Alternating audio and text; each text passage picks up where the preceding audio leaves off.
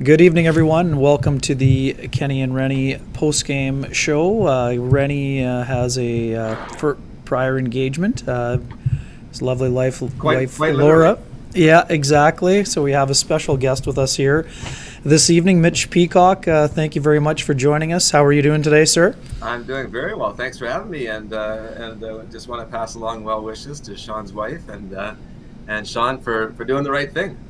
Indeed. Laura had sent a message saying sorry for taking Sean away, and I said no. Sean is exactly where he needs to be. So, congratulations to the happy couple, and Laura, happy birthday to you as well, Mitch. I'll cede the floor. What stood out to you about the 3-2 shootout loss for the Winnipeg Jets here tonight to the St. Louis Blues?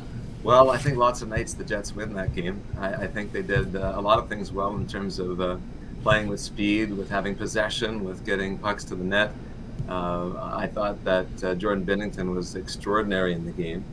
And I thought that Connor Hellebuck, who, everybody wondered about coming into the game because of the time off that he'd had for good reasons, but the time off just the same, wondered what they were going to get from him. I think he'd be disappointed with the first goal, but I thought he played his best hockey of the night in the overtime, which leads me to believe that it takes about 60 minutes for him after a week off to get back on track.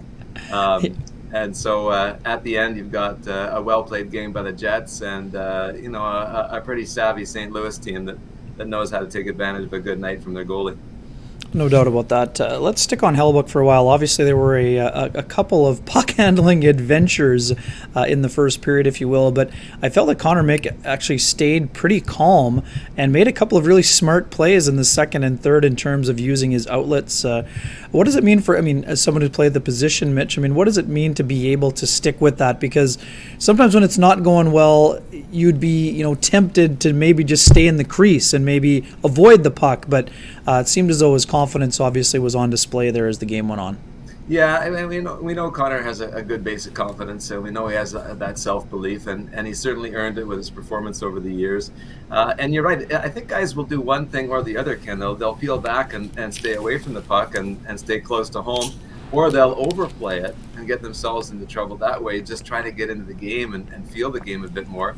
But I thought he showed real maturity and sort of a comfort with what he could do in picking his spots as the game went on. And I think it also says a lot about where he's at in his career, that he can come into a game and probably know, in the back of his mind, I'm not quite ready for this, but there's no better time. Let's get in there and let's get going. I'm probably going to fumble a couple of them, and so what? I'll make stops. If I have to get a little sloppy to make stops or make plays, so be it. It's going to be okay. It's not like a guy who's trying to make his way in the league and isn't sure if he's got it. Yeah. He knows, right? 41 shots for the Jets and 30 other attempts, so 71 attempts in the game. Obviously, you touched on Binnington's excellent play, which we both saw there. But what did you think of the quality of offense the Jets were able to generate in the game? Despite only scoring twice on Binnington. Yeah, I thought there was plenty there to feel good about. I thought they did enough to win the hockey game for sure. I looked up expected goals on one site, and they were comfortably up over 4. So I think, again, you play with speed, you get out of your end in a hurry, you make the other team back up, you try to get the goalie moving one side to the other, you play well below the goal line. I thought they did a good job with that tonight as well, playing off the end boards and making teams scramble to try and cover. Those are the foundation things that I think are very repeatable, and they're going to like that about the game tonight for sure. Yeah, no doubt. I saw someone mention how I was going to spin the game, which makes me laugh. But the Jets didn't need any spin tonight. The high danger chances at 5-on-5 were 19-6, and overall scoring chances 31-19. Expected goals 3.65 to 1.16. So pretty dominant effort. But I'm curious if you can give me a little better answer. Neither Blake Wheeler or Paul Maurice really cared for my question about what changed in overtime. Paul Maurice at least elaborated to say, well, when you lose 4 draws, you don't touch the puck. Blake kind of saying, I didn't see anything. We didn't touch the puck. So what did you see in overtime? The Blues obviously carried the entire overtime after Pierre-Luc Dubois had a shot about 10 seconds in. Yeah. There was no never mind danger. They didn't have another shot on net. What maybe stood out to you? It was high. Yeah, Yeah, the number shots was were very 9 high. wasn't it? Yeah. You know what? I think teams with skilled players are able to maintain possession in 3-on-3.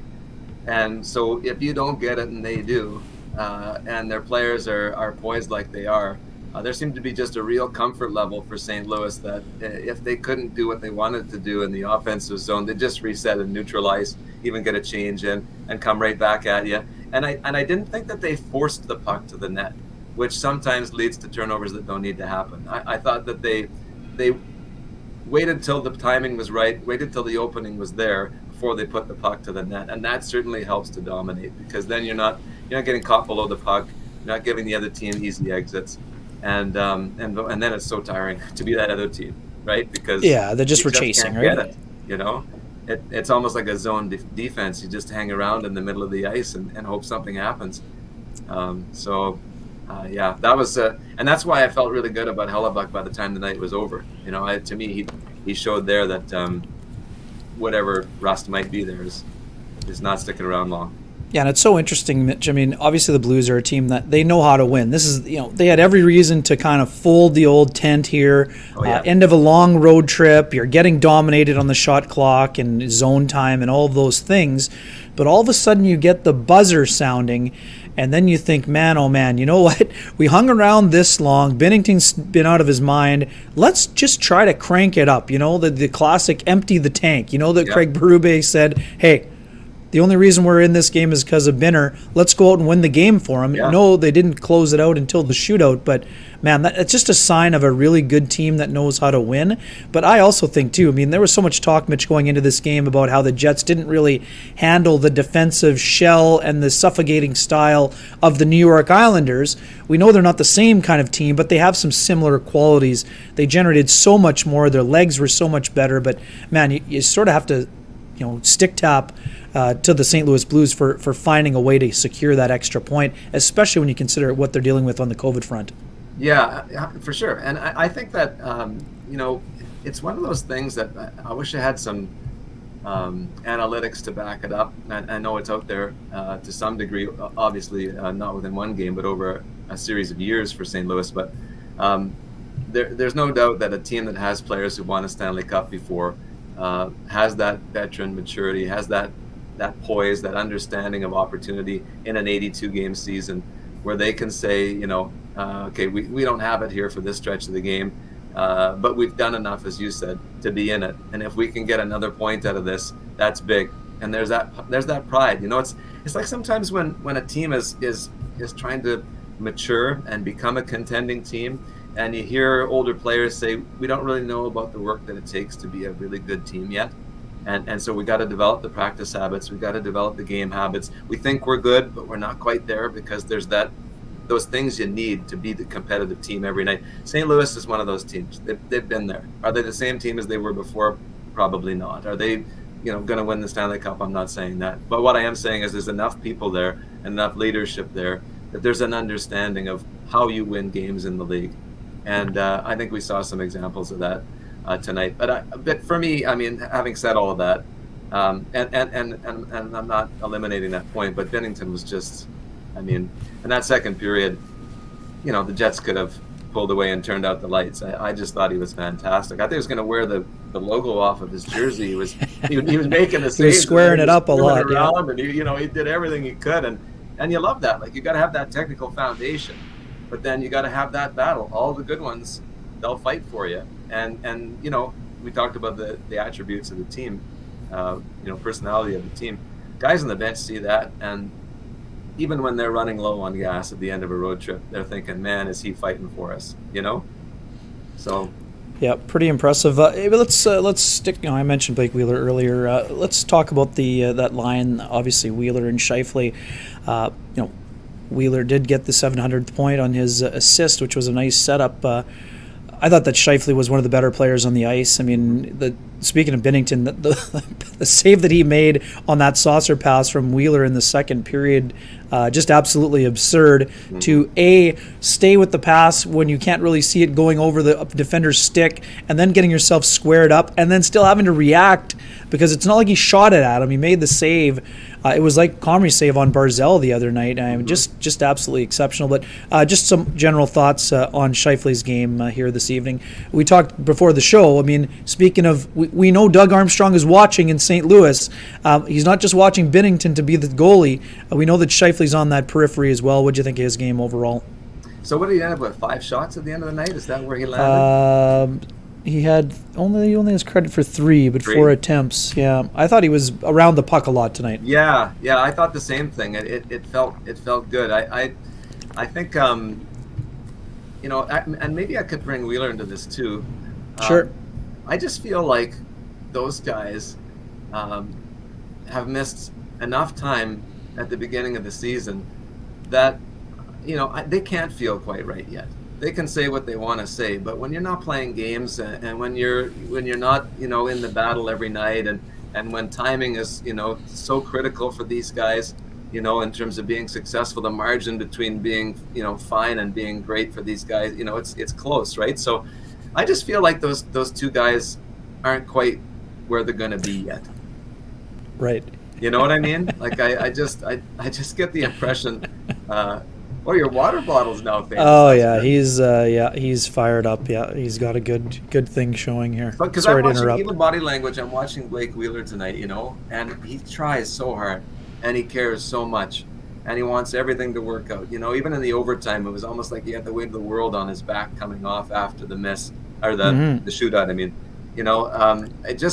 I see 2 players there who know how important they are and who want to make a difference, and I don't think can quite feel like they're where they want to be at the moment, given everything they've gone through early in the season.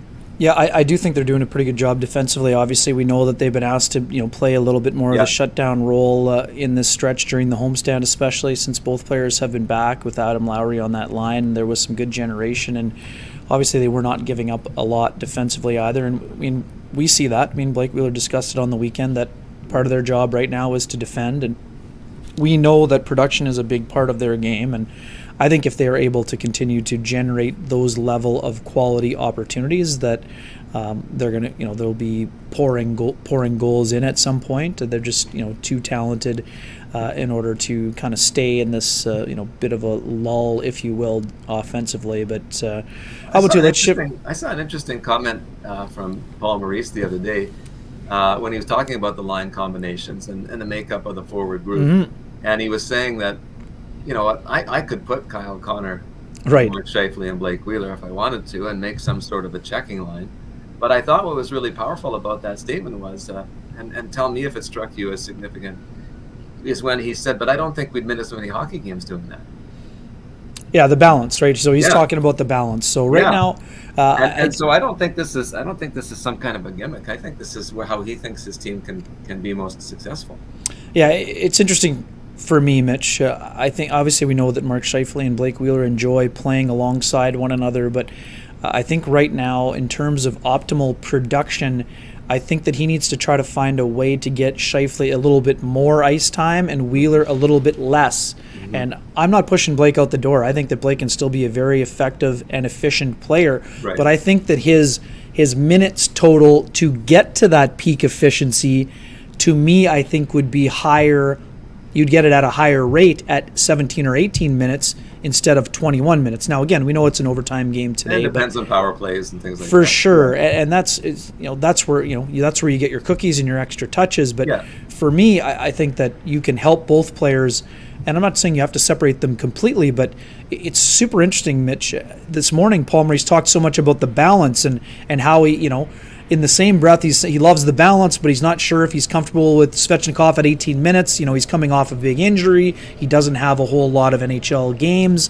So you need Svechnikov to maybe take a couple fewer minutes, but you need Scheifele to take a few more, but you want to keep Dubois and Connor at a high level. So, if all those things are happening, you need to get Ehlers maybe at some point up with Connor and Dubois. Now, we know it hasn't just clicked automatically in the past, but I do think there are some benefits to doing that.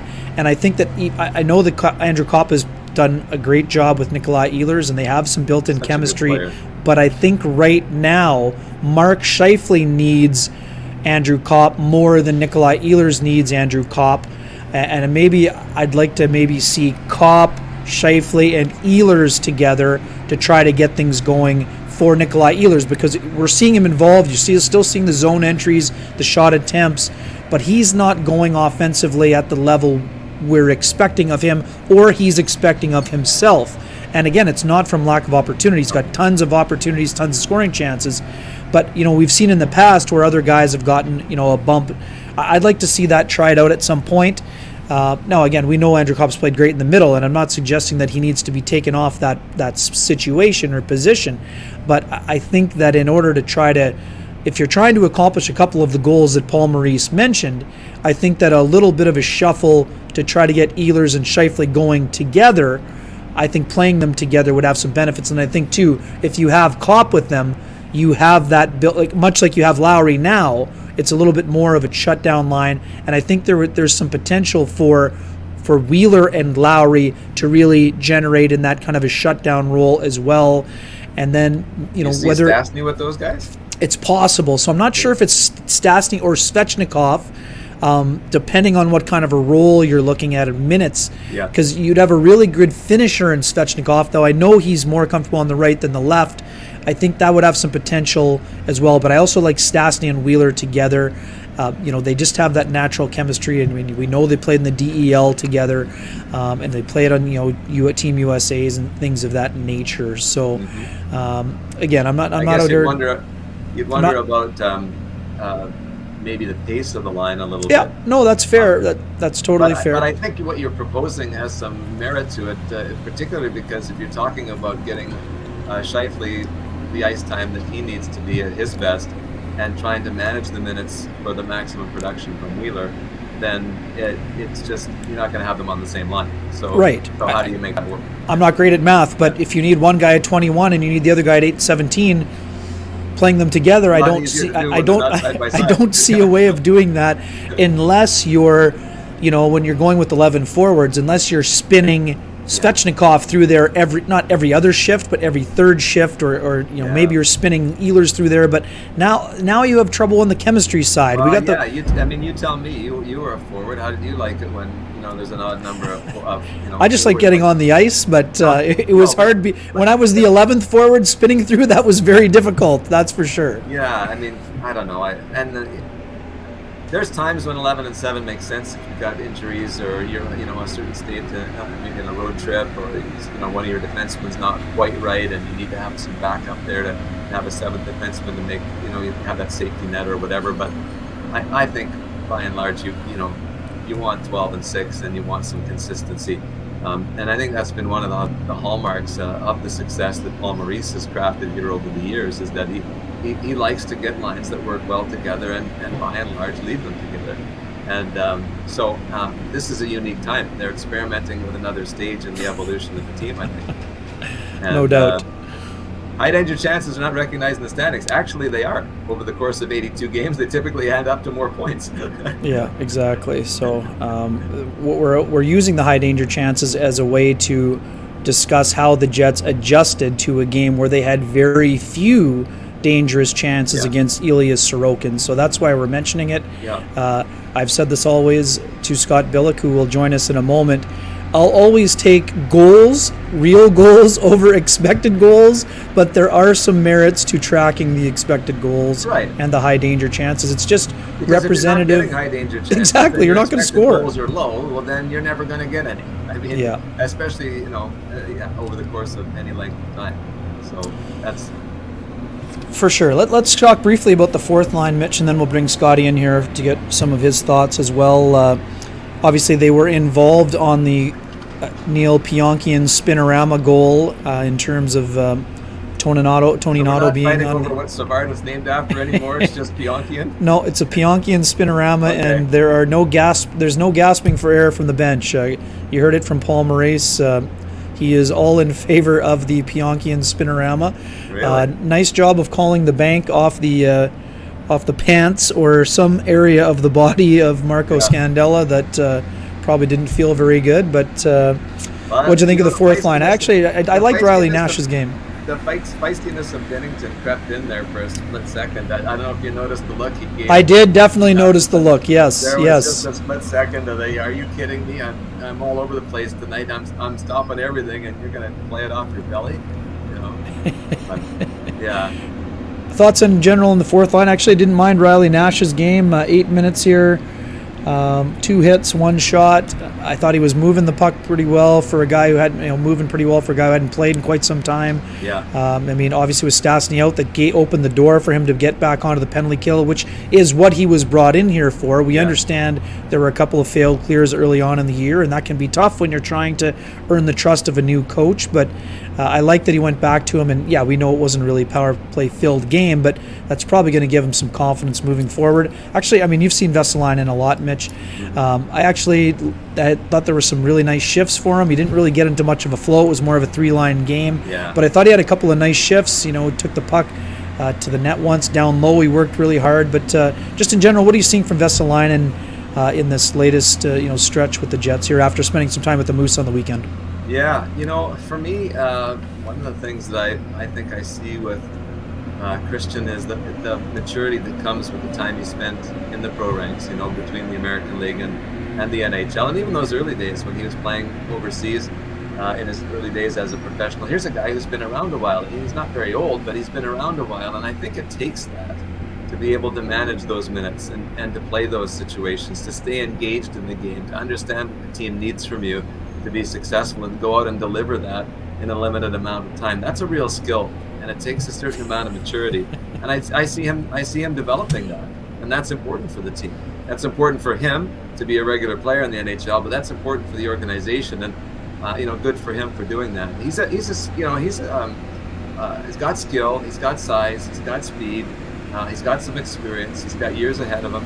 There's potential for more there, but he's smart enough now that he's able to take what they're giving him and give them what they're asking for, and that's important in building trust. Yeah, no doubt. And I mean, the thing for Vesalainen, you've seen it, I've seen it, Scott Billick has seen it. He's got this incredible shot. He just needs to find the open spaces and have the confidence to unleash that shot with a little bit more frequency. And once he gets to that stage, I mean, a lot of folks in the chat room are talking about Jordan Kyrou. They're different players because Kyrou is explosive, but same thing. I mean, once you find the confidence to be, when the puck's on your stick, that you're looking to fire it, I mean, man, you've seen it, Mitch. I mean, when he is unloading, he can be a very dangerous player at any level. He can be. I think, the difference would be the situation that Kyrou is in that lineup and what they need from him at this time. He gets a chance to do a little bit more of that kind of stuff than Christian does at this point in his career. But I don't think there's any doubt that he gets more minutes and he gets more confidence. There's some offense there, and it'll be interesting to see over the course of the season when different things arise and he gets a bit more time, if that can come out, and that'll be on him. That's the interesting part of it is it's challenging to be a player down the lineup because you don't get a lot of minutes. They ask you to do some very specific things and then basically get out of the way. Don't wreck the game for everybody else. When you do get those limited opportunities over the course of the season, that's when you have to do it, because if you don't, you're not going to catch their eye. Now, of course, at his age and where he was drafted, there'll be some patience over time. But what I'm saying is, if you want to make those strides and make a case for yourself, when you do get those chances over the course of a year to do more, they're going to want to see more. So it'll be interesting to see if he can do that at this stage. No doubt. Let's bring in Scott Billick. Scott, welcome. How are you this evening? Scott Billick from the Winnipeg Sun. Thank you for joining us. We'll go to the hat trick panel here, I have Mitch here for his goaltending expertise, but we also have the president of the Jordan Binnington fan club. We won't spend too much time talking about him this evening, but just wanted to provide the recognition. Let's go to this question here from Hot Lunch. Scotty, what did you think? I mean, we watched that play with Neil, looked like kind of an elbow to the back of the head. Just thoughts on the play, and I don't think he would have got concussed there, but it definitely was one of those things where Jets fans were probably holding their breath based on what we've seen in the past for sort of dangerous plays like that. Yeah, I think it's one of those hits where you might not even know at the time either, right? Like, I think you have to wait till tomorrow and kind of see what happens with Nick, just based on that. I mean, sometimes I wonder, and this isn't a knock against Nikolai Ehlers, but sometimes I wonder if he kind of sandbags it after some hits, because like he didn't look like he looked like he went down. I don't know if he was trying to sell it or anything, but then he got up and he was kind of skating off like he wasn't injured because he was coming back in the zone.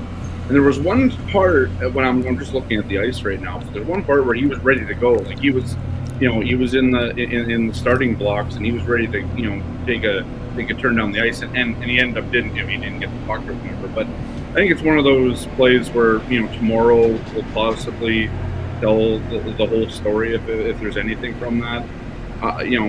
In terms of spotters, the NHL is not great at, in my opinion, at always kind of finding those plays, or at least seeing them. Like that one looked kind of egregious, but not a lot of people saw it either. It was accidentally on purpose, though. It was subtle, but it was subtle, but not it was subtle, but based on where he was coming from, there was really no need to finish the hit, in my opinion. Yeah, but I don't know. Like I need to see a replay of it again, because like the way that I saw it when he came in, and I said this to you, I was like, yep. It kind of looked accidental, and we don't give James Neal often the benefit of the doubt given his history. Accidental? Why though? Why is he bumping it? What is the reason? The puck is already gone. The puck is already gone. I get it, but I think he was just coming back into the play, maybe not paying attention at that point as to where Ehlers was, because he's looking at the puck and kind of hits Ehlers, who's already down on the ground on the ice there, and clips him in the back of the head with his elbow. It sounds terrible, right? Like it doesn't sound good for for James Neal. Based on that, but I'd like to see it again, just to see. We didn't get a great replay of it. I'd like to see it again. And also there was a shot, I don't know if you guys would have seen this because you're in the building, but watching on television, there was a shot of Neal over at the bench after the incident. I don't know if you saw it. And he turns around to talk to somebody behind him, and then he turns back and he's got a kind of a look on his face. I'm reading into it, but it was almost like the look on his face was, no man, no, like it was incidental, it was almost like somebody said, you got him a good one. He's like, no, like, that's the way it came off. Yeah. So, like I didn't see. Yeah, we got maybe one replay of it up there, and I don't think we saw that part of it, or at least I wasn't looking. No, I didn't see it either. I just saw the backside. Let's go. I mean, Scotty, I know you wrote about Jansen Harkins today. What did we see from Jansen Harkins in his promotion here up to the top six or whatever we want to call it?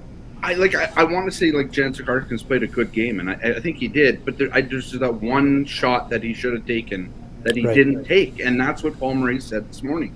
We want him to be a shoot first guy, and he didn't shoot first, and so I think that's maybe. And I don't know what Paul Maurice's takeaway is going to be on that, because I thought he played a good game. I thought he was gritty. I thought he was speedy. I mean, that's where they wanted him. They wanted him in the lineup for that. I thought he was in the play at times. But he gets that, and that was a second opportunity, I think, because he had one opportunity to put it wide, and then that one, it's just like, hey, you got to shoot that puck, and he just waited. He waited too long and never got a shot off, and I think that was probably what stood out to me the most, because that's what Paul Maurice was looking for, other than the speed. If you get in the shot, and this is the thing with Christian Vesalainen, with him, with I won't say Tornado, but with those two guys, with Vesalainen and with Jansen Harkins. They want those guys to shoot. We know what kind of shot Vesalainen has. You guys were talking about it while I was kind of sitting in the green room here. But I just feel that those two are the guys that when they get their opportunity, they got to fire the puck. If they miss the net, fine. Harkins missed the net. I don't think anybody's complaining about that, because at least he took the shot. He didn't take the shot in that play, and I don't think it negates his whole night. I don't think Maurice will look at it that way. But I do think that shot needed to be taken. He just kind of, I don't know, second guessed it, whatever it was, hesitated just a little bit. I think it's it's always hard for those players, Scott, who get elevated, not to defer to those guys. Like it's just it's almost part of the hockey culture, right? Is that guy's been here, that guy's done it. I'll just slide it over to him. He'll bang it in. He'll pat me on the head. It's hard to be that guy.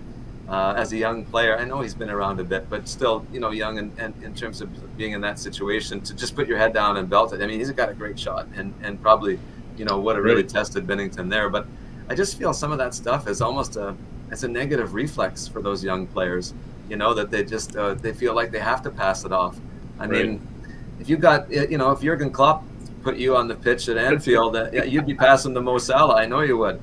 right? Oh man, I'd be going for glory. I want to shoot in on the cop end of that place. Yeah, I'll believe that when I see it.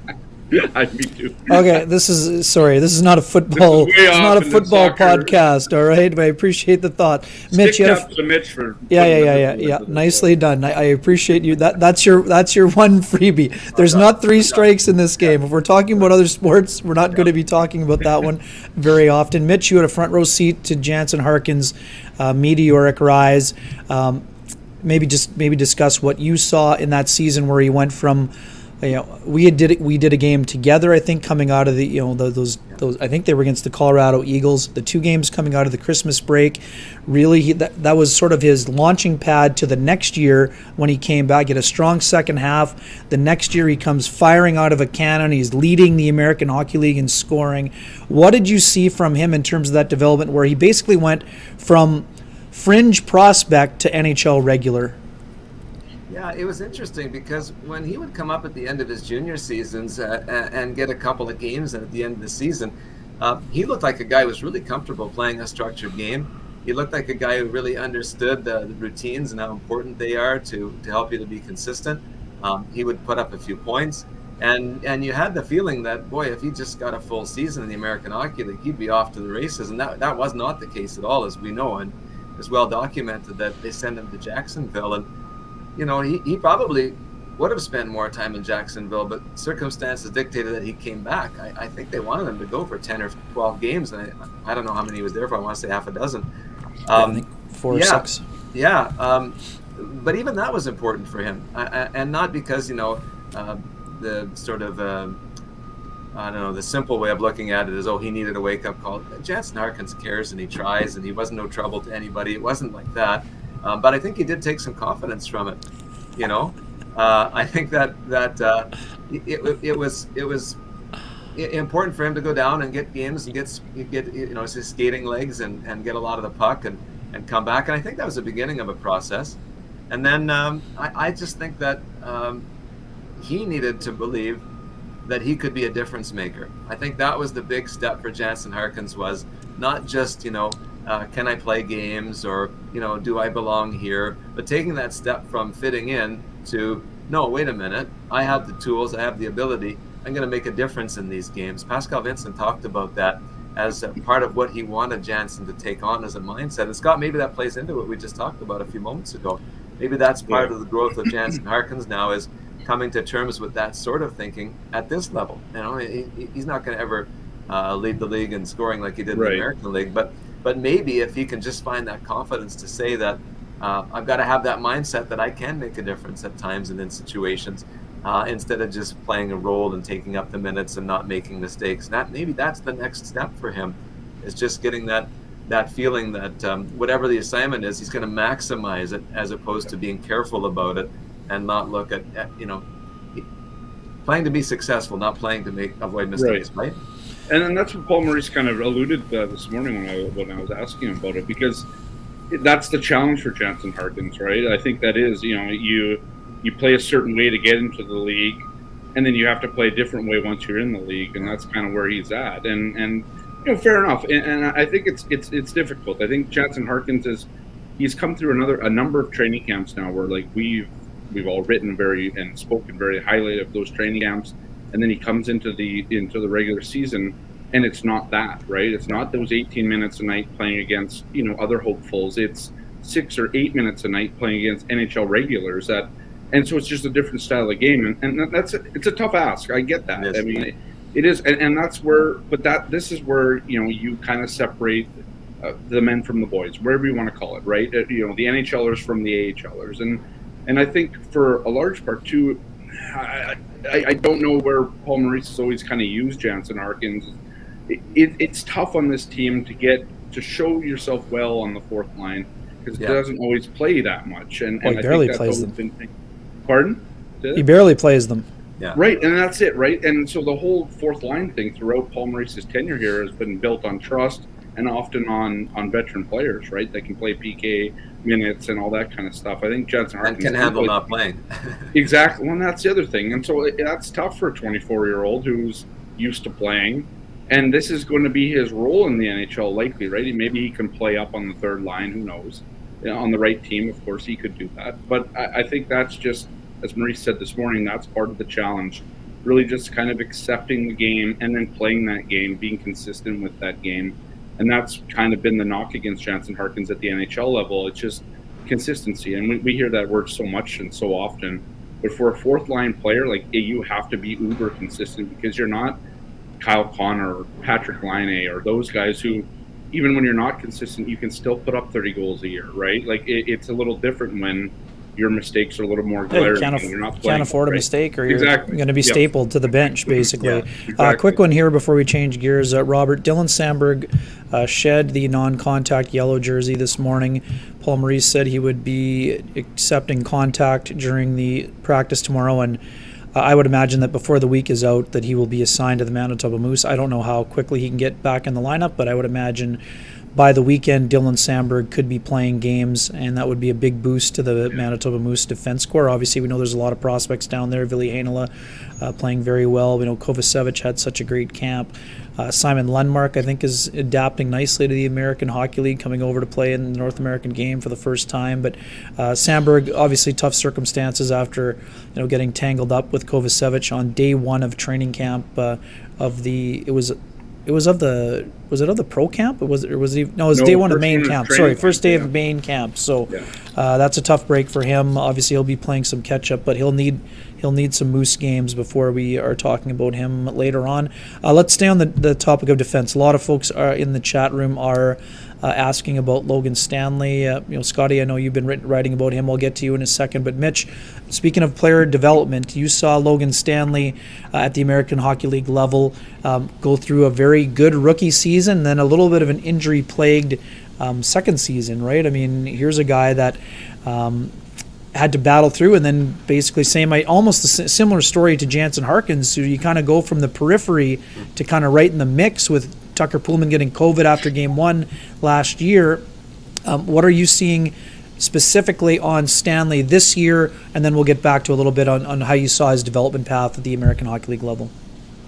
Yeah, I mean, I think one of the challenges for Logan this year would be coming off of last year, right? Because he played so well and had so much success. And you might feel like people see it differently, or that there's a different expectation, or, that you've got to take another step. And I think that what will be important for Logan is to just be accepting of where he's at, and trust that if he continues to work at it and apply himself the way that he has, he'll get the most out of his abilities. I think this is a really smart guy. I think he takes instruction well. I think he has an understanding of what he brings to the team and how he can make a difference to the team. I think that's really valuable. And I think that because he's smart and has that understanding, he's not just gonna be content and sit back and just say, well, this is all I can do. He's going to continue to grow and find ways to contribute within the parameters of what they're asking of him. So I think that I like the player. I think that he's got a good mentality. I think that he doesn't need to force any big step from last year. If I was to say anything to him, I'd just say keep doing what you're doing. Go a day at a time. It's going to come. He's playing a valuable role for the team. I think people around the league, if you looked at that third pairing around the league, I think there'd be a lot of teams that would say, I'd like that veteran maturity of a Dylan DeMello who's responsible and reliable and a good passer, and that big, strong, nasty, good basic game from Logan Stanley. Those guys can feel good about what they give to the team and where they fit on the larger scale. And like I say, for me with Logan, it's just don't get ahead of yourself. Just feel good about where you're at. Keep applying yourself. You're going to get better and better. And, you make a good contribution to that team. Yeah, for me, obviously, on the second goal, a lot of people will say, oh, yeah. I mean, he's in the right position. This is the thing. He is there, but if you don't have his stick, you don't have him covered. You got to take the sticks. Right? Yeah, so I think that, For me, there's, what do they say? It's, there's always a couple of mistakes on a goal, right? Yeah. So they're coming in with speed, which Buchnevich is allowed to do what he wants. The defense respects the speed. They back off a little bit. That causes more problems. Then he's allowed to get the pass in. Stanley's not necessarily expecting the pass. He's trying to watch the guy he's covering and where the puck is coming from. In the blink of an eye, you don't get the stick. those guys are too good and the puck's in the net. So if you ask Logan, I'm sure he would say, I want to take that stick, then there's no shot. But sometimes the way things happen, as the mistakes pile up to lead to a good scoring chance, and you're off by that much, it's a good lead, right? And the other thing, too, I mean, yes, DeMello probably would have liked to have gotten his stick in earlier, but he still forced Buchnevich to the outside. Yes. So I still think that he recovered nicely. And there, too, yeah, I mean, Stanley's in the right place. A, that's a good start. But B, Kyrou just his hands are so quick in getting to that puck first. Of course, if you're Stanley, you want to lean on him. But the problem there is if you lean on him there, you're probably getting a penalty, right? So it's kind of one of those situations where you have to time it absolutely perfectly or you're taking a penalty. Yeah. Scotty, let's go to this question here from Tracy. To me, I think I do agree with this assessment.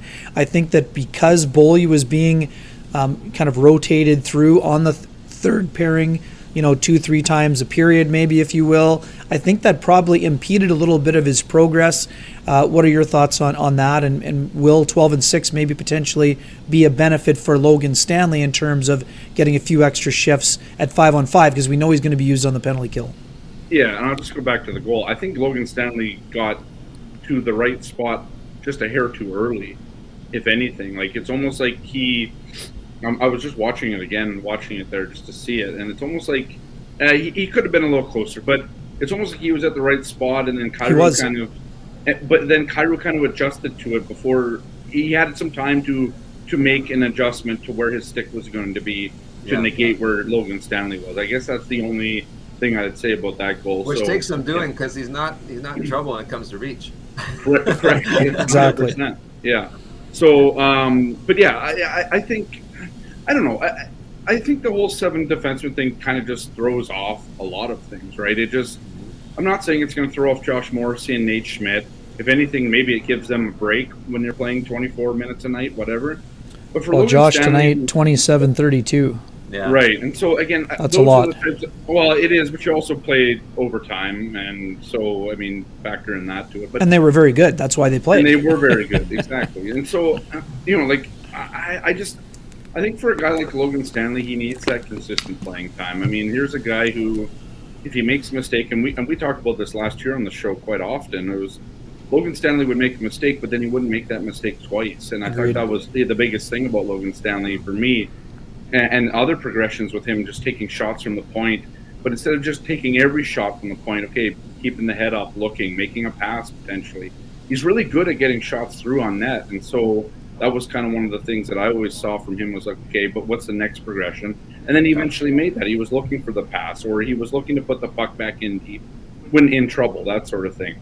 I think the defensive responsibilities for him are always going to be always is a bad word, are going to be a bit of a work in progress. He's a bigger guy. It's difficult, and he's got to learn the Zdeno Chara way of playing, where it's very accurate, I suppose. Zdeno Chara at his best was always accurate in his size, in his ability to, disrupt plays and that sort of thing. I just think that, again, on that goal tonight, there was just a missed time, and it's literally a fraction of a second on that goal. But to go back to Tracy's question, yeah, I think it's just anytime you disrupt what a guy's normally used to, and I get it, like they had played quite a bit of this 11 and 7, so you kind of maybe get used to that, but there's just no rhythm, right? Like when you're on a third pairing and you're rotating in often with a bully or whatever, I just don't know if you get into the rhythm of the game that much. And we always talk about players talk about the rhythm, right? You want the rhythm, you know when you're going out next, you know what you're going to play, and then that kind of gets disrupted a little bit and then changes. So if we go back to 12, or if they go back to 12-6 and we see that more, then perhaps, Logan Stanley's game kind of gets back to where it was.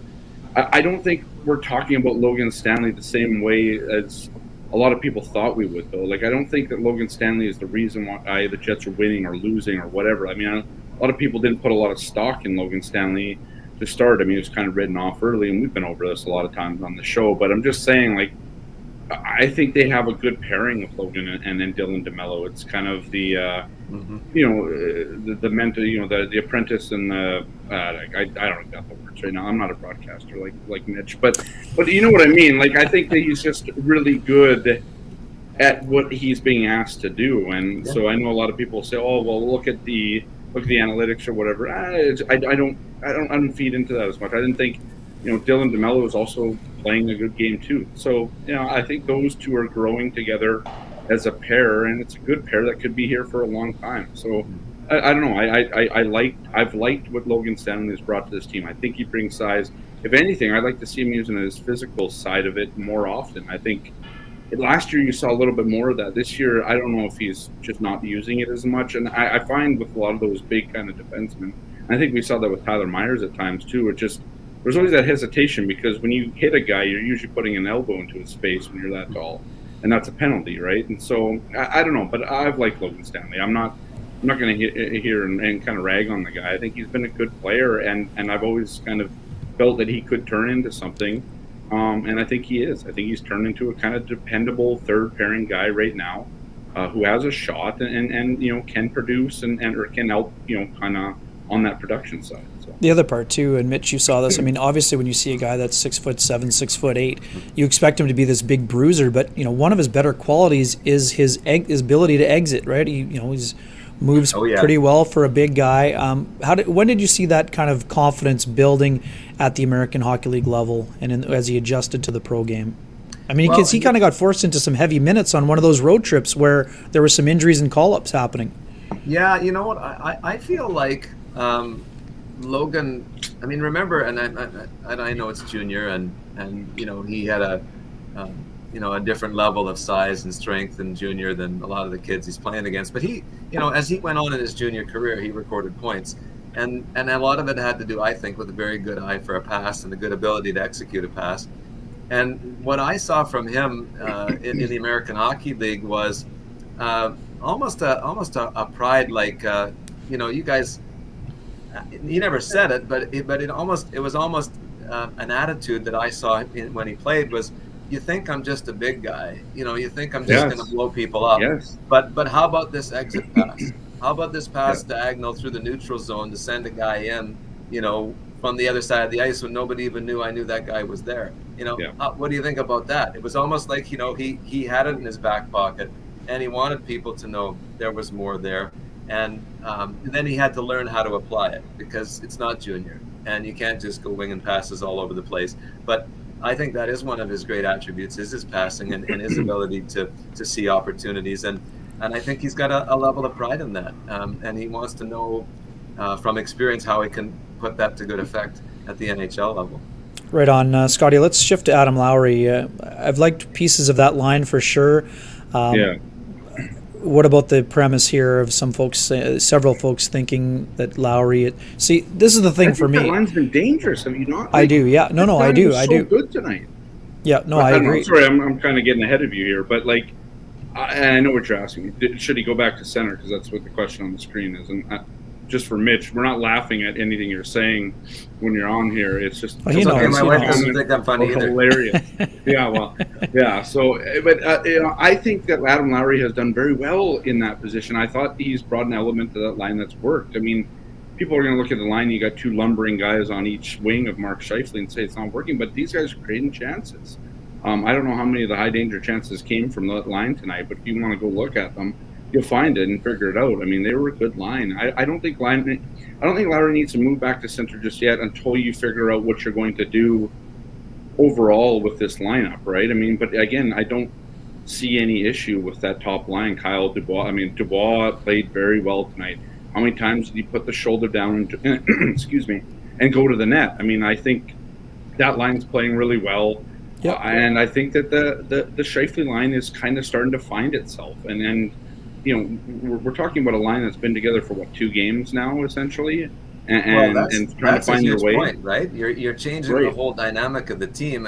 You can't say, well, you've had 2 games that didn't work. I mean, no, but I don't think it hasn't not worked either, right? They've had these chances. They haven't pulled the trigger and put it in the back of the net yet, but you can't complain about the chances that this line has had at this point. And so, those are going to go in eventually. Mark Scheifele is a very good hockey player who can put the puck in the back of the net. Blake Wheeler, say what you want about Blake Wheeler, still can pass and shoot and do those things. So he's going to get in a spot where he's not getting robbed off the crossbar. Puppy, by the way.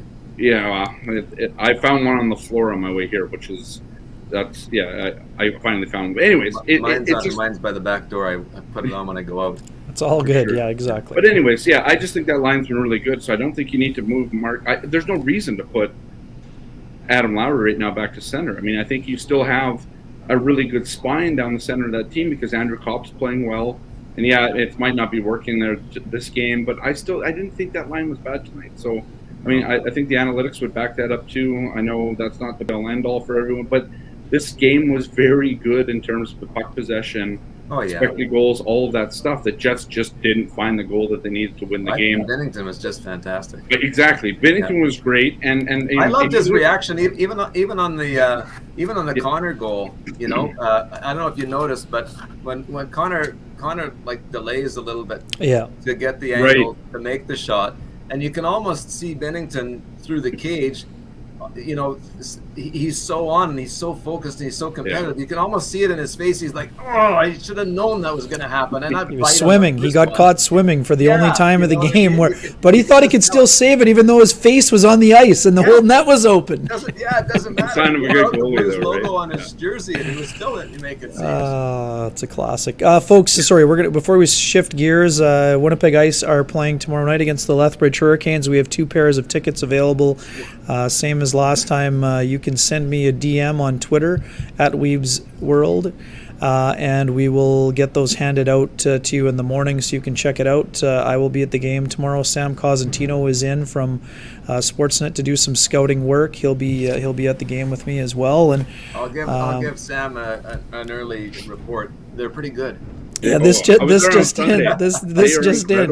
Yeah, there you go. Incredible. I mean, and I'll say this. I mean, James Patrick is a tremendous coach because after a 7-5 win, where his team pretty much thoroughly dominates the game, he's pretty pissed off because they let in 5 goals and kind of let Red Deer come back into that game, right? But I just thought that was so interesting. You're 14-1-0, and I get it. I mean, head coaches are rarely happy campers, as I wrote, and you know, it's one of those things. But the Ice are fun to watch. I mean, they're so good in transition, so good on the counterattack, so fast with Connor Geekie and Matt Savoy and Carson Lambos. I mean, it's tremendous to watch. And you get to watch Gage Alexander in the net, who Anaheim pick was in their camp and now kind of getting back into the swing of things here with them. He's huge. I mean, the guy's good. Made just tremendous. One of the saves of the year so far in the WHL in that game to stop it from getting to 6-5 at that point.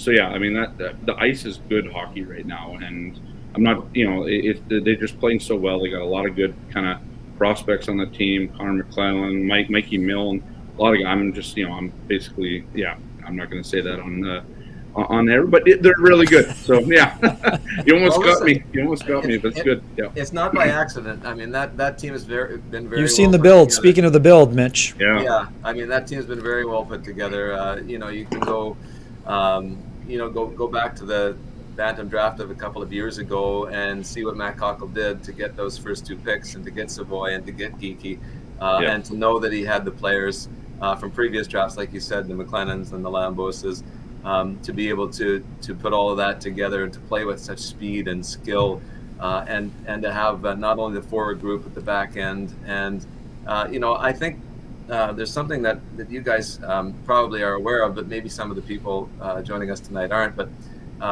a lot of what that Ice team is, besides being well put together, is an attitude, a personality. And it starts, for me, with James Patrick, who I felt is an exceptional coach in the 2 years I got to work with him. And I'm not just saying that because he's good with the media. He is a guy who thoroughly loves to work with young players. He really likes the concept of helping a player become what they can be. And he knows, because he was in the NHL for so long as a player and then as a coach. And so he just delights, and literally delights in helping those guys to understand what it takes to be successful. And when he talks about giving up a couple of goals in the third period of a game that looked one-sided and got close, that's not just coach speak. That's not just, I got to give the guys in the room a little something to chew on for the next game, so they come out. He means it he's almost like a professor of hockey. Yeah. From the guys that he's been around over the years and the knowledge that he's accumulated. And then the other part, and I think it's really topical right now because we saw the Buffalo Sabres make a point of getting Peyton Krebs in the trade for Jack Eichel. Peyton Krebs is the embodiment of everything that the Winnipeg Ice want to be. They drafted him first overall in the Western Hockey League draft. They brought him into Cranbrook. They said, look, we're going to start this thing from scratch. Do you want to be part of this? And he said, I'm in, guys. I don't have any interest in going anywhere else. This is my team. You guys pick me. Let's do this right. So James Patrick took him under his wing, and he taught him how to be a professional. And I'm talking about before he was ever even drafted. He was preparing that kid to be a professional player. He was going up against 19 and 20-year-olds in his 16-year-old season and putting up good numbers and playing important minutes. And Peyton is the type of person that thinks about himself, yes, but thinks about his team just as much, if not more. And so this group now is playing in the spirit of Peyton Krebs. That impression is so clear when you're around that team, as I was the last couple of years, to see what he brought to the rink every day for practice, what he got, when his energy and his attitude on the bus on a road trip, all the little things. I know they sound like intangibles and everybody talks about them, but staying on after practice and pushing yourself and not being satisfied with pretty good and all that stuff, that's Peyton Krebs. And everybody on that team, Connor McLennan and Owen Peterson and Carson Lambos, all those guys saw that day after day after day, and they said, that's what it takes. We're going to be that too. Let's see where this goes. So I think a lot of the success this team is having is just an extension of the seeds that were planted by James Patrick with Peyton Krebs going back 5 years now. Great insight there, Mitch. And so, yes, again, folks, if you want to go to the game tomorrow, 2 pairs of tickets, send me a DM. If you prefer to email me, you can do that at kenjr@shaw.ca. Mitch, one quick one, not in the game tonight, but because we have you with us, what do you think of, or what are you seeing from Eric Comrie? Obviously, speaking of development paths and everything else, we know it was a question mark going into the season, and I loved how Eric Comrie's handled everything so far in terms of his mentality, but what are you seeing from him in terms of the technical play between the pipes so far as he tries to lock down that number 2 job here behind Connor Hellebuck? It's interesting because we talked about this a little bit ago when we were talking about Jansen Harkins, right? Can you go out there and not see yourself as trying to avoid mistakes, but see yourself as being free to be your best self and see if you can step up and make a contribution? Yeah. Whenever I watched Eric Comrie play in the NHL prior to this season, I kept thinking, that's not him. That's not it. That's not Eric. That's not the guy I've been seeing in all these games. I don't see I don't see his shoulders don't set the way they set in the American Hockey League. I don't see him playing with a freedom within the structure that he has in his. I don't see it. It doesn't feel right. I'm watching it and I see a guy who's trying really hard. I don't mean competing really hard. I mean trying too hard. Like he's got to be more than himself. Yeah. Like he's got to be something different. And I have to be honest. I was probably a charter member of the Eric Comrie fan club, but when we got to this season and I watched the preseason games and I saw a couple of goals go in where I kind of went, don't like that goal, and every game I went, there's one I don't really like, and I know Eric wouldn't like it either, and I thought, what's going to happen here? Is this going to look like it looked like before? Because if it looks like it looked like before, I don't think it's going to work. Right. I started to doubt if he could ever let himself just go ahead and be his best self. What I'm seeing in this stretch is Eric Comrie playing goal the way I know he can play. It's the way I've seen him play literally dozens and dozens of times. It's the way he played when he helped the Moose win that series against Grand Rapids. It's there. He has it. I don't care what people say about height. I don't care what people say about but there's the long shots that go in from time to time or whatever. There's a game there that can do, I'm not talking about a sub 2.0 goals against. I'm not talking about a 930 save percentage. Right. But I'm talking about a guy who can play in the NHL if he could just relax and be himself. And I'm seeing more of that. And that feels good because we all like that, right? It doesn't matter if you're writing a column for a larger audience than you normally do. Doesn't matter if you're, in my case, you're on a network that you really want to do well on. That you just have to relax and be your best self, but it's harder to do than it is to just talk about doing it. And we all wrestle with what it takes to put our best foot forward. What I'm seeing is Eric Comrie putting his best foot forward, and I'm really happy for him. And I don't think it has anything really to do with technique, Kenny, as much as just I can do this. Let's forget all the crap and just stop pucks. Yeah, for sure. And for me, I mean, the fact that he's openly discussed working with a sports psychologist, I think, is obviously really a big deal. And it's, the other day I was on the pregame show on CJOB with Trevor Kidd, and I explained it this way. Eric Comrie previously at the NHL level a lot of times was like the quarterback with happy feet. Yes. He wants to make the play so badly that then he let a muffin kind of sneak by him early, and he's like, and it was just such a deflator for him because he built it up so much. I'm going to play so great. I'm going to play so great. Oh, and that was just a bit of a tough situation for him. I love his mentality, and Trevor talked about it this way. He's not looking over his shoulder, but he's cognizant enough to know that he needs to deliver results in order to maintain the position, and he's motivated to do that. Rick St. Croix said to me one time when I was with the Moose that he wondered, and circumstances didn't permit at that time, but Rick, and hopefully I'm not abusing confidence here in saying this, but he did say to me at one time, I wonder about Eric at the NHL level if somebody just said, hey, you're on the team and you're going to play some games. Yeah. So just go ahead and prepare and let's see what happens when you feel like you belong and you have an assignment and you go ahead and do it. Because he said, I think that would help him with that, get over that hump of trying and just go to being himself and doing his thing. And, Rick is among the smartest guys I've ever come across, when it comes to goaltending. And I think he would know Eric as well as anyone. I think he was really onto something there. And we essentially have that now, right? I would say it was very similar for Laurent Brossoit. Up until the Jets signed him to a one-way contract, he was a guy who played a handful of games and never really had a chance. Here you go. Here's a one-way deal. Guess what? All of a sudden they believe in you, and he played well.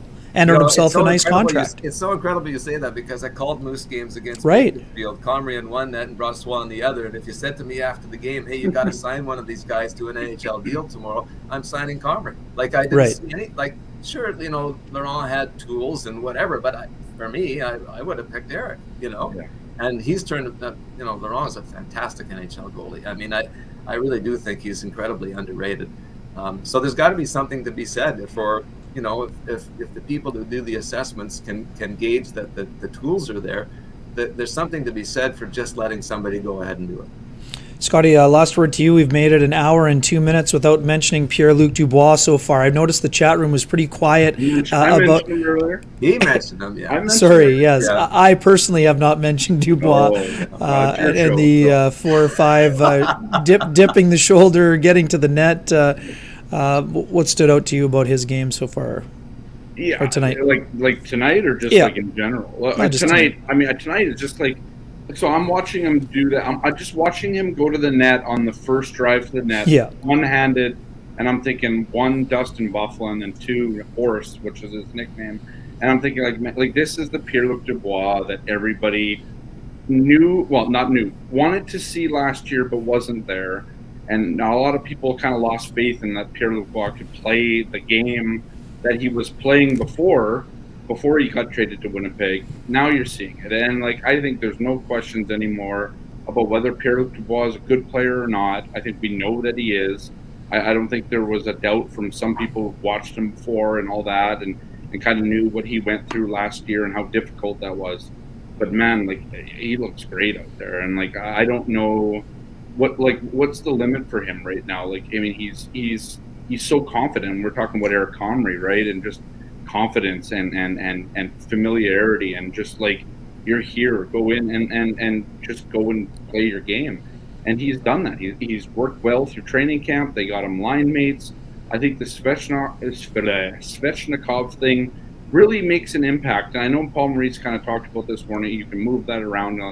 I think there's something to be said about having that familiar face, and I know this goes way back to junior, 5-6 Comfort. years ago. But I think that's a big thing for Pierre Dubois because he just exactly comfort. He knows kind of what he's getting from Svechnikov because they've played before, and so I think there's just this freeness to his game, much like Eric Comrie's game, much like anybody else that has come up and is able to just kind of play, and they found that line and they found that consistency. And I don't think that Paul Maurice wants to touch it because of how well Pierre Dubois is playing. He just, I thought every time that he goes and drives to the net, it's just, you just see like this is the type of player that he is, and one of those players that the Jets haven't had in a while. There's not a lot of guys on this team in the past couple of years that have really put that shoulder down and driven to the net. And Jansen Harkins actually would be one of them that in his limited time with the team is a guy that would do that. Mason Appleton would also be another one. Mm-hmm. But now you've got a top line guy, power forward, center, is likely the center of the future, top line center of the future for this team, starting to show those signs of, true kind of, I don't want to call it greatness because that's kind of a weird word, but like just true power forward kind of, well, I'll call it presence. Power forward presence, yeah. And he's doing that, and I've really enjoyed watching him do that because it's fun to watch a player, and I like power forwards. I like Milan Lucic when he was early on in his Boston days, where he could kind of just take over games. Those years are long gone, I get, but that's kind of... He's got 5 goals already, buddy. He's got 5 goals so far this year. It's not the same game, though, as you would know. It is not the same game, no. But again, I just think that's the thing. And so when he's not scoring or whatever, he's still producing offense, and I think we're seeing that. And yeah, I've just really enjoyed watching him play that game because that's the type of game I like watching. It's kind of it's big. Last season must have that. driven him crazy. Hey, when you think about him, he knows better than anyone what he's capable of, right? I imagine he had a horrible summer in his head because like, and I think there's a few of us. I think it's the opposite. I think it bothered him so much, but I think his ability to turn the page, I think he used it as fuel, is what you're saying. Absolutely. Sure. I don't think he let it ruin his summer at all. If he had let it ruin his summer, he wouldn't be playing this way. But there's a time this year where he didn't want to talk about it, right? No, I know what you mean, Mitch, I'm for done. sure. I don't want to talk about last year anymore because I think it was just like he knows that wasn't him. Right, and like that's what I'm saying. Like, that must have been so tough for him, right? Just saying, hey, I can't explain this to everybody, but this isn't how I play, right? Like, just give me the summer, let me get ready, and you're going to see what Pierre-Luc Dubois can do, and we're seeing it. It's impressive. Yeah. Sorry, you want to wrap? No, I'm just going to go back to your comedy. I wrote in my preseason preview. You don't have to eat it yet. You've already eaten that. I'm eating it because it's November 10th or whatever it is today. It's like 12 days to American Thanksgiving. And I figured it was a bold prediction. The bold predictions are hilarious. We do them mostly for fun and that we're going to have to eat crow later. I'll eat crow here on Eric Comrie. I said he'd be out of the picture by American Thanksgiving. Not a chance. Like, it's just not happening anymore. And I part of that played into how he played in preseason. And Mitch alluded to it a little bit about some of those goals that he let in. Yeah. Eric Comrie kind of left the window of doubt open in the preseason because he wasn't making that save that Mitch alluded to. And so I figured, okay, well, if he comes into the NHL and puts up a couple duds in his first 2 games, the Jets are going to have to go look for somebody else. And I think that was there. I think it's very interesting to see actually how the Jets may have internally been thinking that was a possibility, but never gave any air of that. Let him have what he needed to have to go and put his best foot forward, and he's really excelled. I feel the same. I think the best thing that happened to Eric was that Connor Hellebuyck got sick, and in the sense that he got those games, and he got that one game when he backed up Hellebuyck, or he played and Hellebuyck backed him up, and then he got the 2 games back to back, and he showed both nights. He went out against that New York Islanders team. And I thought, that was like his best game as a pro, like not even anything else, just his best game because he was calm and composed, and the right pad save that he kicked out on, who was it? Was it Barzell? I think it might have been Barzell. It was a crazy save off Barzell, yes. Exactly. Point blank. And so I was looking at it, I'm like, man, and Mitch was talking about the whole time. And I don't think he liked the second goal, to be honest. I don't think so either. Yeah. But I think I was listening to you talk about Eric, and I was like, yep. Like that's it. Like, he's there and he's gotten to that, let's call it a happy spot or his happy place. And it's working out for him now. And like we look at all his other starts, minus the Winnipeg starts, where maybe those ones should have been a little bit better, but it's still difficult. But like, you go to the Detroit ones and even the New Jersey one, whatever. I mean, you got to understand what all went into those starts. I mean, going from here to here, getting waived, getting traded, getting whatever, right? I mean, those are very difficult things to deal with as a goalie who has barely any experience in the NHL. Now I think he is, maybe it is the psychologist, whatever it is, he's figured it out. And maybe it is just the team has like, this is your year. We're not getting anybody else. We can't. Maybe Eric Comrie's figured out they can't. I don't know. Whatever has calmed him or just give him that confidence, it's worked. And I think he's 26 now too, isn't he?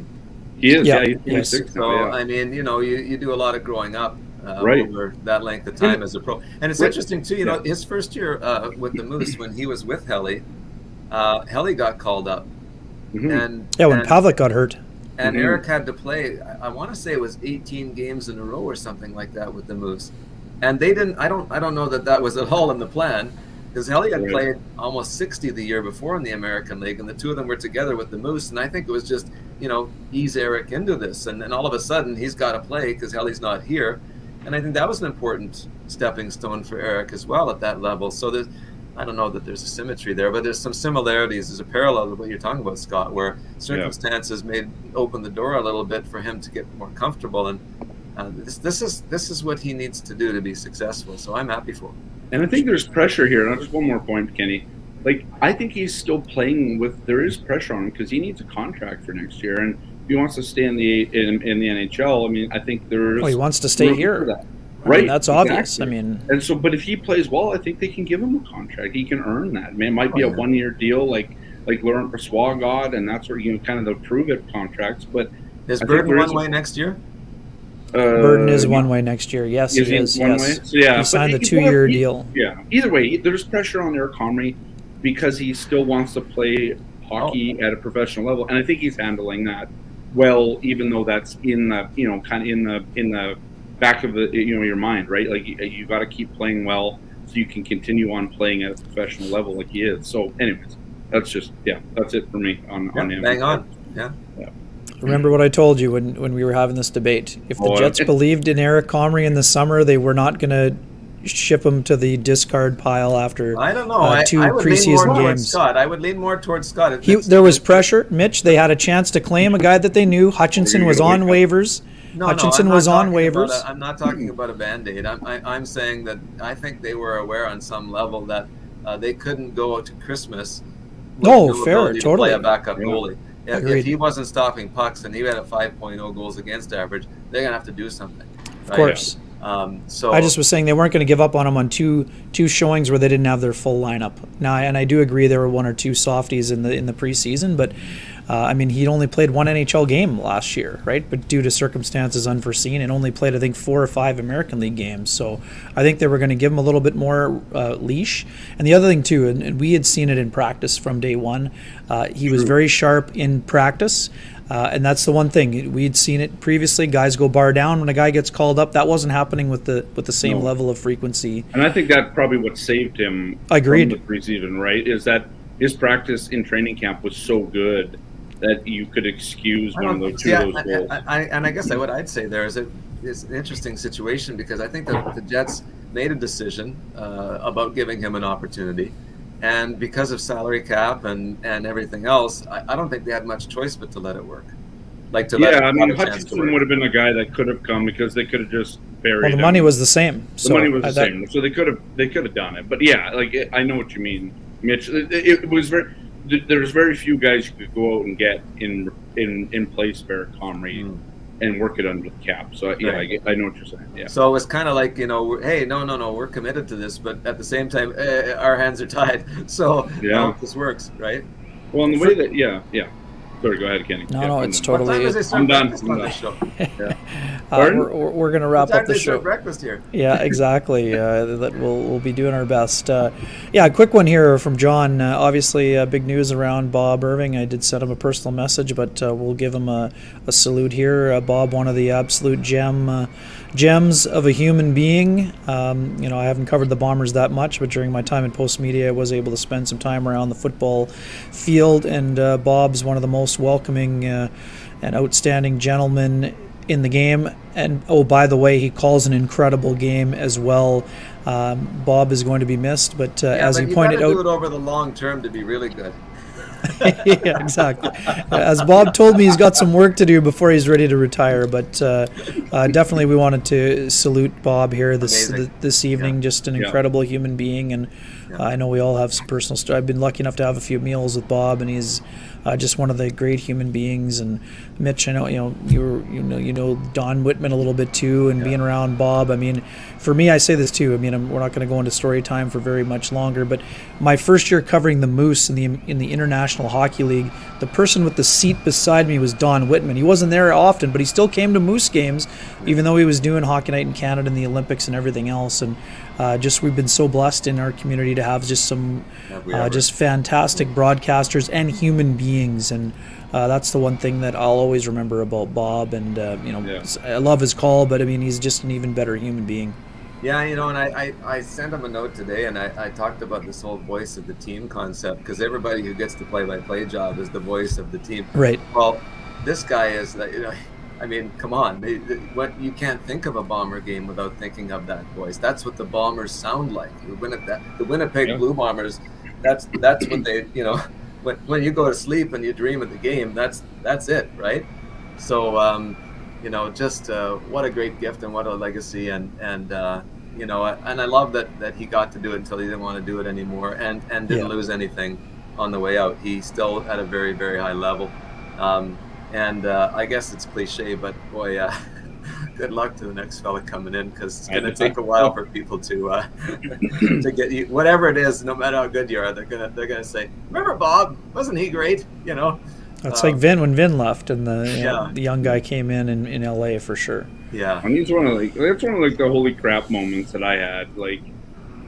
And so we're in a different age category. What are you getting at? I'm not trying to age you guys, but but I'm a little younger, and so I grew up listening to Bob, and you guys would have listened to Bob too a ton too, and probably grew up too. Bob's been doing this since 74 or something like that. But anyway, it's like when I remember walking the Bombers the first time. And I had no idea what I was doing. I'm sitting in the first time in the room and whatever, and I'm ready to ask a question, and then and then Bob speaks, and that's when Bob asks the first one or two questions, right? That's when you're like, holy crap, this guy is whatever he is. And then you get to know Bob and Knuckles and all that, and he's great, obviously a great guy, but yeah, what a crazy thing is somebody coming into this kind of field. And I mean, Mitch would obviously, as being a broadcaster, it's a lot different. I mean, for me, it was always kind of the writers that I was kind of amazed by. But, I mean, yeah, Bob was just that aura. I mean, I don't know what it is. I mean, and that voice. I mean, again, the voice, and you talk to him in person, I'm like, man, I've heard that on the radio all my life. I don't know, it's crazy. Anyways. Yeah, pretty cool. Quick one, just Mitch, some folks have been asking what you've been up to. Maybe just give folks a quick update before we sign off here. Oh, yeah. Well, I did do the Olympics this summer, and I'm going to be doing Beijing in February from a remote facility in Toronto. I'll be doing short track speed skating for the second games in a row, which is fun. That's the first time I've had the same assignment 2 in a row, so looking forward to that. Got a couple of short track World Cup assignments later this month for CBC as well. They're really good at that, about giving opportunities to get reps in the sport you'll be doing in the Olympics in the lead up to the games. So really looking forward to that. It's just a made-for-TV sport. It's fantastic for, you don't have to know anything about it. You're just watching people try to get to the line before the other guy. And I think that's something we can all, kind of get down with. And so I'm looking forward to that. And I've been doing some Champions Hockey League play-by-play, which is a European pro tournament, and involves 32 teams from mostly Western Europe. And I've been doing it through a new technology that allows me to call the games from my home office here in Winnipeg. So that's a pretty neat experience, something that was being developed prior to the pandemic, and I guess the application of it got accelerated due to the pandemic. And so I'm looking forward to that. I got a 2-game playoff series starting next week between Lucco Rauma of Finland, the defending Liga champs, and Bolzano of Italy. So it should be a lot of fun. You can check that out, championshockey.com. Beautiful, Cool. beautiful. And yeah, one quick one too. We know it's been a tough week for a friend of the show, Marshall Patterson. His father-in-law passed away. Elena Patterson's father passing this week. So we're thinking of you guys. Obviously, thoughts and condolences with you. Losing a parent is tough.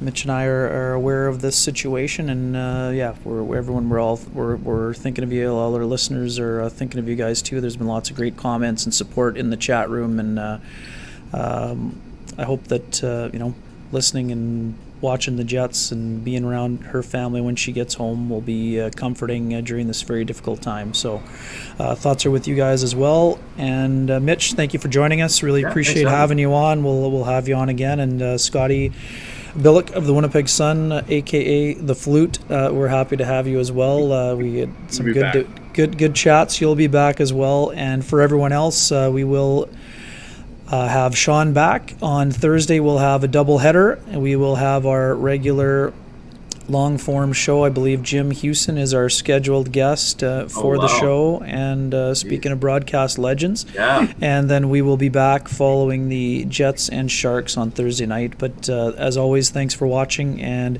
have a great week, everyone. Take care.